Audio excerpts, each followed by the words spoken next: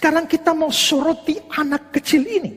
Di sini ada seorang anak yang mempunyai 5 roti jelai 2 ikan dan seterusnya.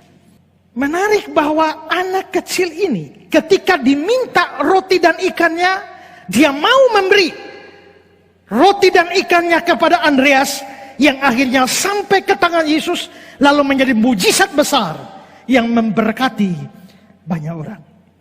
Barclay bilang begini, di tempat itu ada seorang anak laki-laki.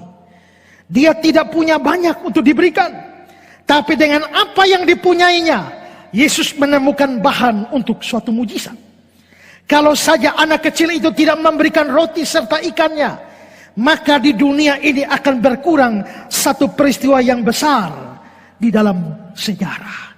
Ya, kalau anak itu tidak memberikan, maka kita tidak pernah ada kisah Yesus memberi makan 5.000 orang dengan 5 roti dan 2 ikan.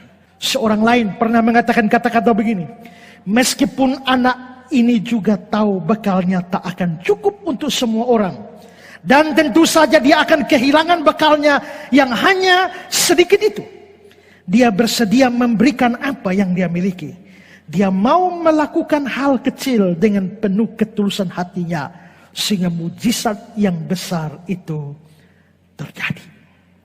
Saudara-saudara, di sini si anak kecil harus menjadi teladan bagi kita dalam hal memberi bagi pekerjaan Tuhan. Perhatikan bahwa dia tidak mempunyai roti dan ikan yang banyak sehingga dia memberikannya pada Tuhan. Tidak. Dia hanya mempunyai sedikit, 5 roti dan 2 ikan. Tapi rupanya yang sedikit itu tidak menghalangi dia menyerahkannya bagi Tuhan. Bandingkan ini dengan banyak orang Kristen sekarang yang sekalipun mempunyai banyak uang, tapi enggan memberikan untuk pekerjaan Tuhan.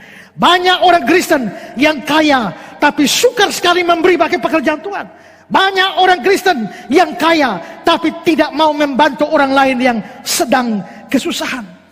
Apalagi kalau yang dia punyai sedikit. Sudah punya banyak saja pelitnya luar biasa. Apalagi punya sedikit. Jauh lebih pelit. Itulah yang seringkali terjadi.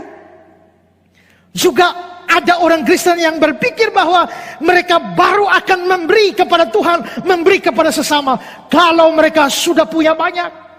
Kalau mereka punya uang yang banyak, kalau mereka punya harta yang banyak, barulah memberi bagi pekerjaan Tuhan, barulah menolong sesama, barulah menyumbang untuk orang-orang susah, sengsara. Kalau saya punya banyak uang, tapi karena sekarang saya masih kere, sekarang saya masih miskin, sekarang duit saya sangat sedikit, maka tidak ada yang dapat saya berikan bagi Tuhan dan juga bagi sesama. Seringkali kita berpikir, seandainya saya kaya raya, seandainya saya punya uang 100 miliar, maka saya akan buat ini untuk Tuhan. Saya akan bantu ini, saya akan bikin acara ini untuk orang-orang susah, orang sengsara. Seandainya saya punya 100 miliar. Kamu tidak punya 100 miliar. Tapi sekarang yang ada padamu itu berapa? Pikirkan apa yang dapat kamu buat untuk Tuhan dan sesama dengan sedikit yang kamu punya. Bukan dengan banyak yang kamu tidak punya.